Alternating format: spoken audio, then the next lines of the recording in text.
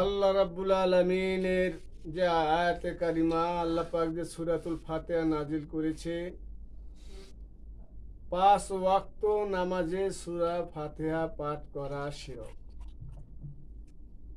কথাটা এজন্য বললাম, আহলে বায়েত, তরিকতপন্থী আল্লাহর ওলিগণ নামাজের মধ্যে হুজুরি কর তথা ওলিকে স্মরণ করিয়ে তারা নামাজ আদায় করে। এটাকে বামপন্থী ওয়াহাবি কিছু লোক তারা বলে শিরক।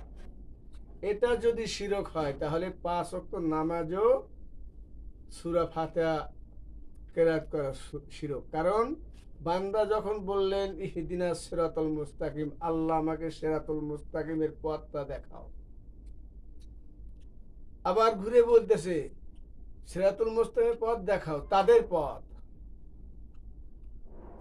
আল্লাযিনা, তাদের পথ যারা আনআমতা আলাইহিম, যাদেরকে তুমি নিয়ামত দিয়েছো তাদের পথে। তাহলে ফাতিহার মধ্যে ওই সমস্ত নবীদের, সাহাবীদের, শহীদদের, সালিহিনদের, ওলিদের কথা নামাজের মধ্যে, ফাতিহার মধ্যে বলতেছে তাদের পথ। তো আল্লাহর ইবাদতের মধ্যে কাউকে শরীক করাটাই তো শিরক, অথচ এখানে কি তাদের পথ চাইতেছে।